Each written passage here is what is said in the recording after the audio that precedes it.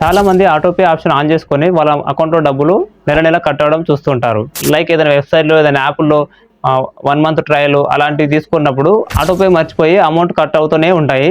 కాబట్టి అవన్నీ అంటే మీరు ఫోన్‌పేలో చేసిర్రా, గూగుల్ పేలో చేసిర్రా, పేటీఎంలో చేసిర్రా, అలాంటి ఆటోపేలు ఎక్కడెక్కడ ఆన్ ఉన్నాయి అనేది తెలుసుకోవాలనుకుంటే మనకు వెబ్సైట్ ఉంటుంది. అందులోకెళ్ళి మీ మొబైల్ నెంబర్ ఎంటర్ చేస్తే మీకు ఆటోపేలు ఎన్ని ఆన్ ఉన్నాయి అని చూసుకోవచ్చు. అక్కడే వాటిని అన్ని ఆఫ్ చేసుకోవచ్చు. మీ మొబైల్ లోపల క్రోమ్ బ్రౌజర్ ఓపెన్ చేయండి.